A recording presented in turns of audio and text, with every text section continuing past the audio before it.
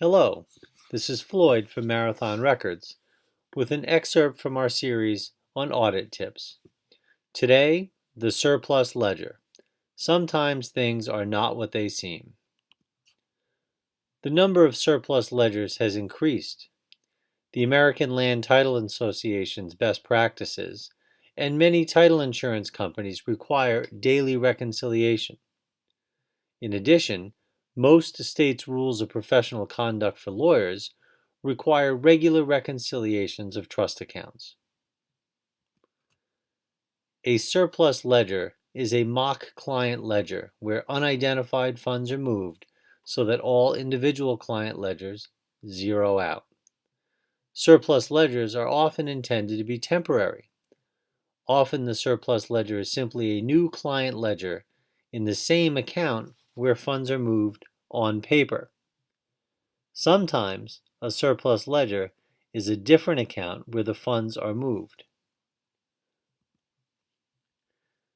Two common uses.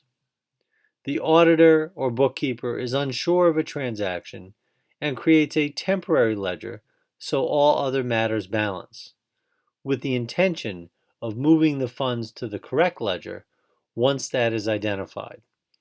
A lot of times you'll see this when someone's auditing an account or a new bookkeeper takes over an account.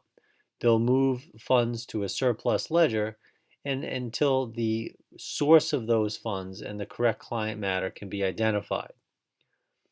Another use of the surplus ledger is e-filing and other electronic transactions. E-filing. Lawyers, title insurance agents are responsible for protecting client funds. Often the safest way to protect client funds and use an e-filing service is to have a second bank account where funds for e-filing are transferred. This gives the e-filing service access only to the funds designated for that specific purpose. If an error is made, for example, the e-filing service withdraws more funds than intended, no other client funds are jeopardized. The danger of using the surplus ledger strategy for e-filing is when the lawyer, title insurance agent, does not record the specific client matter in the second account.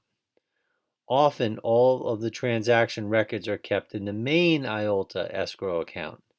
The transfer of the funds for e-filing appear as cleared transaction in the main account. In other words, the transaction, e.g., the transfer to the second account, has cleared, but those funds have not reached their final destination, the third party. The transaction from the main account is simply a transfer, not the actual payment to the registry or other third party. Where the breakdown occurs is the lawyer, the agent's failure to assign the client matter name to the deposit into the second account. Usually all funds in the second account are simply under the title recording fees or some other generic name.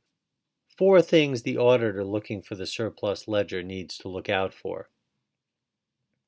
Number 1, a client ledger with a generic name, such as escrow, recording fees, research, discharge, or transfer, among others.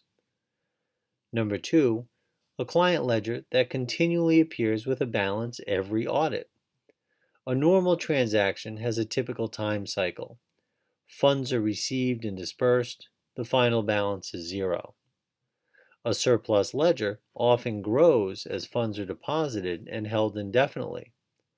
Even when funds are not held indefinitely, the surplus ledger has a balance because new funds are continually cycled in while older funds are cycled out.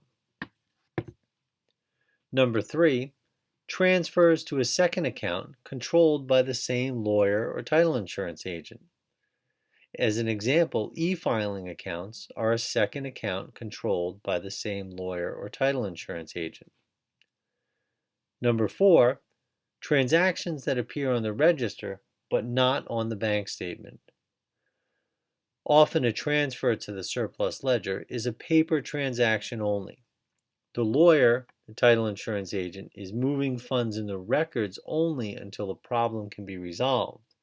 No funds are actually leaving the account, so no transaction appears on the bank statement. The main problem with the surplus ledger is that lawyers lose track of the funds that are temporarily moved into the surplus ledger. The end result is discharges are not paid off, funds held in escrow are held indefinitely, and sometimes the value of the surplus ledger gets so large that it covers up other mistakes in the account, mistakes that if they were caught earlier would prevent bigger mistakes down the road. Once a client matter transaction appears balanced in the main account, no problem is readily apparent to the lawyer or agent, so the surplus ledger goes unchecked. Keep in mind, though, the surplus ledger is not always a problem. The use of a surplus ledger for e-filing is a good way to protect client funds. Lawyers and title insurance agents have a duty to protect client funds. Use of e-filing is an easy way and efficient way to do business. Oftentimes, the best way to balance these interests is by opening a second account and using the surplus ledger to transfer funds from the main account to the second account that is only used for e-filing. The surplus ledger is not a problem when the client matter and transaction is identified for the funds held in the surplus ledger. When those funds are identified, the audit trail is easy and every transaction can be traced to a zero balance. It's only when those funds are not identified that the surplus ledger becomes a problem. Thank you for tuning in. This has been Marathon Records, part of our series on audit tips. Marathon Records is a complete IOLTA resource center for the solo and small law firm. We offer IOLTA 1 for IOLTA and real estate escrow bookkeeping.